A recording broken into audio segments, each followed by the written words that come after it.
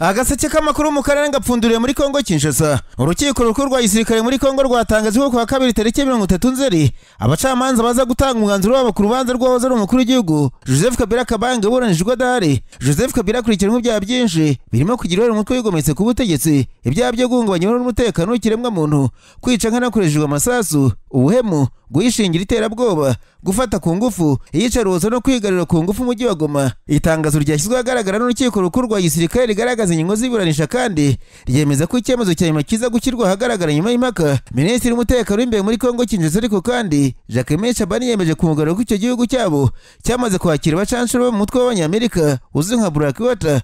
Uyu mugabo bitangaje mu butumwa busa n'ubujimije yanditse ku rubuga rwa X.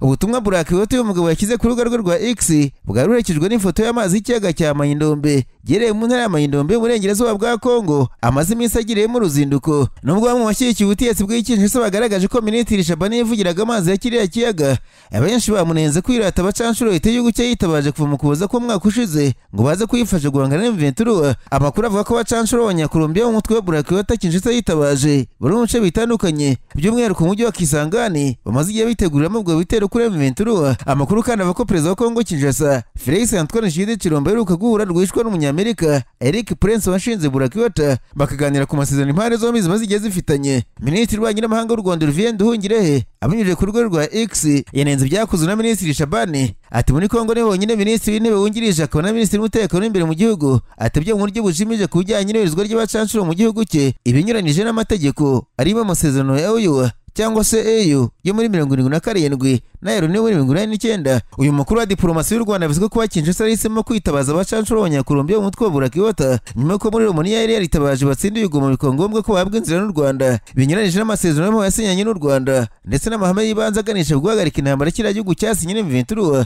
Yunzemo ko yizera ko ubutaha u Rwanda rutazasabwa gufasha bari bacanshuro bashya gutaha bagiye mu mahoro. Kuwa mbere imirwano mishya yadusa hagati y'inyeshyamba za M23 n'inyeshyamba za Wazalendo z'umutwe wa CMC-FDP mu midugudu ya Rurere, Makumarehe, Kitumva ndetse na Kashavu muri grupuma Bukombo muri teritwari ya Rucuru ni muri Kivu Amajyaruguru. Nk'uko amakuru aturuka muri sosiyete sivile mu karere bitangaza ngo ni ibitero byagabiwe icyarimwe n'inyeshyamba za Wazalendo ku ngabo za M23 zagaragaye muri ibyo bice ku mugoroba ku cyumweru tariki 20 z'ukwezi kwa 9 kugeza kuwa mbere ku itariki 29 Nzeri. Urusaku rw'intwaro zemereye n'izoreje rwumvikanye muri bice bya Sheferi ya Bwito bihagarika ibikorwa bitandukanye by'abaturage nk'uko bitangazwa n'ikinyamakuru Actualité CD. Amakuru aturuka muri ako gace yavuze ko ibintu bikomeje kuba imidugudu yabayemo imirwano, imidugudu ariko iracyari mu kwinyeshyamba za M23 kandi bazirendera cyari mu nkengero. Hanyuma ariko kandi Brigadier General Jean Daniel Batambombe umuyobozi wungirije ushinzwe uburenganzira no gukunda igihugu mu buyobozi bukuru bwa FRDC yahamagariye abaturage ba Kisangani mu ntara Copo kugira uruhare rugaragara mu kurwanya gucengera kw'inyeshyamba za M23 muri uyu mujyi. Uyu muhamagaro watanzwe kuwa mbere ku itariki 29 Nzeri mu nama yabereye mu rugo rw'abahuye Imana yitabiriwe n'ingeri zinyuranye z'abaturage, abayobozi b'amakomine, abayobozi b'uduce n'imihana, abamotari n'abayobozi batandukanye urwego rwa za teritwari nk'uko inkuru y'ikinyamakuru Media Congo bivuga. General Batambombe yashimangiye ko kurwanya abacengezi ba M23 atari inshingano z'abayobozi gusa ahubwo bisaba uruhare rwa bose ndetse n'abaturage kugira ngo hatabaho kwaguka kwa M23 isanzwe igaragara mu mijyi myinshi, imirenge n'imidugudu mu ntara za Kivu. Yasabye kandi abaturage gufatanya n'inzego z'ingabo n'umutekano avuga ko bitabaye ibyo byagorana guhangana n'abacengezi. Anasaba buri wese kongera kuba maso. Ati mu kwanga ibera muri Kivu Amajyaruguru n'Amajyepfo turasaba kurushaho kuba maso no kwanga kunyeshyamba zikorera mu ntara ya Copo. Mwitondere imbuga nkoranyambaga mukomeze kuba maso kuko mufite inshingano. Ingabo zirabiringiye kandi mushobora namwe kwiringira ingabo zanyu. Abatwara tagisi, abamotari, abayobozi nabo bakorana bavuze ko bumvise ubu butumwa kandi ko bashaka ubufatanye bweruwe n'abayobozi. Bahamaganye ariko gutotezwa n'abasirikare n'abo polisi no kuri ibikoresho by'abakozi bo mu buyobozi bibabuza gukora akazi kabo neza. Nararanganije amaso umunyamakuru byandikirwa muri Uganda abanyamakuru bakize amakaramu ku mpapuro barandika. Maze ko kandida ya perezida muri Uganda Bwana Robert Kyagulanyi Nyirasi Bobi Wine yaraye ko naterwa gutegeka igihugu umwaka utaha azagabanya umubare w'abagize guverinoma nturenge 20 kandi akagabanya umubare w'abadepite mu nteko ishinga amategeko ya Uganda. Uyu munyapolitiki wahoze ari umuririmbyi yavuze ko abadepite 529 mu nteko ishinga amategeko ya Uganda ari benshi kandi ari imburamumaro kuko umutungo leta ugendera mu mishahara yabo gusa. Kyagulanyi avuga ko ubutegetsi bwazagabanya isesagura ry'umutungo w'igihugu binyuze mu kugabanya abayobozi bashyirwaho igitondo n'ikigoroba nyamara umusaruro wabo ukabura kuko atumva ukuntu abantu bashyirwa mu buyobozi bw'akarere icyo bakora. Uganda ni kimwe mu bihugu bya Afurika bifite umubare muri abadepite mu nteko ishinga amategeko ukurikije abaturage ba Uganda kandi abangaba ngo bari bahembwa neza ku mugabane wa Afurika. Buri myaka 5 umudepite wa Uganda ahabwa imodoka nshya kandi ihenze hatagendeye kuba azagaruka mu nteko cyangwa se ntagaruke. Ibi ishyaka NUP ryacyaguranye ryavuze ko ari ugusesagura bivanze n'ubusazi. Bwana Cyaguranye yavuze ko n'abaperezida azagabanya umurengero w'ibintu bigenda kuri ba minisitiri ndetse n'ikirundo cy'imodoka zibahora inyuma zibaherekeje, kandi umushahara wabo ukajyanishwa n'ubukungu bw'abaturage ba Uganda. Uyu munyapolitiki yavuze ko ku butegetsi bw'abategetsi bazaba ari abakozi b'abaturage bitandukanye n'uko ubu ngubu bimeze. Ashinja Perezida Museveni gukinisha abaturage, agahemba abategetsi umurengero w'amafaranga, kandi ubundi baba bagomba kuba abagaragu b'abaturage. Amatora muri Uganda azaba mu kwezi kwa mbere k'umwaka utaha. Nasimbukiye muri Kenya, abanyamakuru bicaye imbere ya mudasobwa barandika. Banitswe ishuri Ritten Boys High School mu ntara ya Kericho ryongeye gufunga imiryango nyuma y'amasaha make rifunguye kuwa kabiri kuko ryari ryafunzwe mu ishize kubera imyigaragambyo y'abahungu bahigamo banaritwitse. Amakuru yavuze ko abanyeshuri baritwitse kubera ko ryanze kwereka umukino wahuje Arsenal na Manchester City mu Bwongereza mu cyumweru gishize.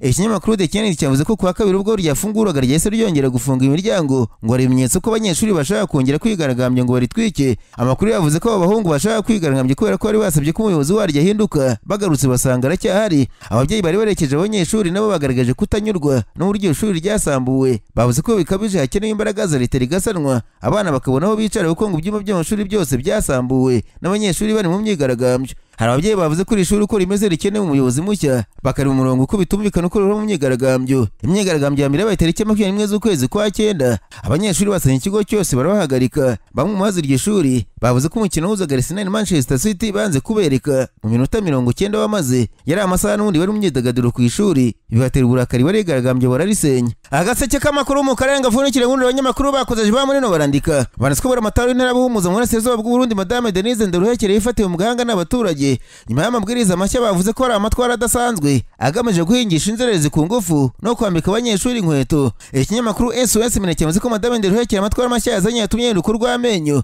ari uko yategetse ko abanyeshuri bose mu mashuri yisumbuye babiga bataha cyangwa se baba mu bigo bagomba kwambara inkweto zifunze zihisha amano. Uyu mutegetsi ngo ashaka ko abanyeshuri bose bambara amapantaro y'ubururu, amashati y'imyeru n'inkweto zifunze zirimo amasogisi maremare y'umweru. Ariko u Rwanda rwakamejeje ngo ubukene buri mu Burundi ntibwemera ko abana bambara gutya kuko ngo no kurya hamwe na hamwe ari ikibazo gikomeye. Hari bamwe mu baturage bavuze ko abana bo basanzwe bambara ibirenge kubera ubukene, bagasaba ko kubategeka inkweto ari ugukabya, kandi ntawe yagishije inama mbere yo gufata umwanzuro. Uku kutagisha inama mbere y'umwanzuro nk'uyu nguyu byanateje ikibazo mu miryango itegamiye kuri leta. Bavuze ko ari ukubuza abarundi gutekereza no kwisanzura mu byo bakorerwa. Guverineri Denise Nderuhekere ntiyagarukiye ngo kuko anategetse ko urubyiruko rutagira akazi rwirwa ruzerera ruzajya ruhingishwa mu mirima ya leta rutoraguye mu mihanda. Uko kujyana abashomeri guhinga mu mirima ya leta nabyo byari kokereje kuko bamwe mu bategetsi mu nzego z'ibanze bavuze ko ari ukubana nabo kuko bazajya birirwa baragiye izo nzererezi zihinga bagasanga umwanzuro buri amatara ari amafuti. Umutegetsi ntaragira icyo avuga ku bantu bose bamunenze, ariko birakeye ko wenda ngo yazisubiraho cyangwa se akabanza kuganira n'abaturage ategeka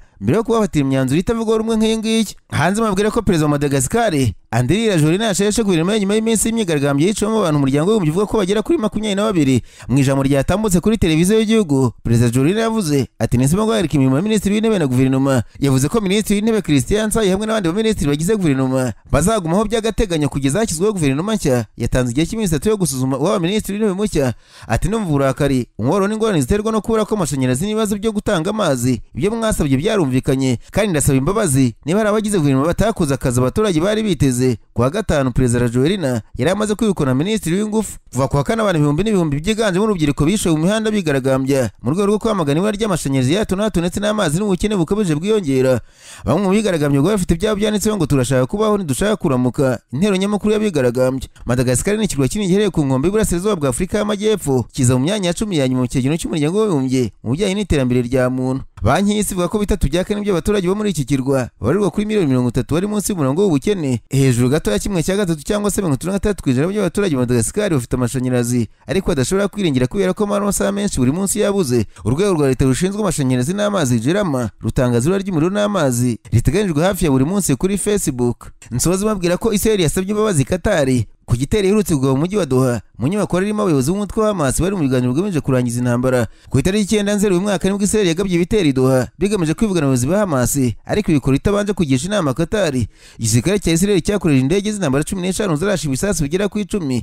Hamas yavuze ko bagize itsinda ry'impunzi zabo z'imiganiro i Doha barashweho, ariko ko barokotse icyo gitero. Yavuze ko abandi 6 barimo n'ushinzwe umutekano w'umunyakatar bishwe. Icyo gitero cyabaganwe n'ibihugu bitandukanye ndetse na Qatar yatangaje ko igomba kwihorera. Amakuru avuga ko kugira ngo yemere gukomeza ibikorwa by'ubuhuza hagati ya Hamas na Israel, icyo gihugu cyagomba kuyisaba imbabazi.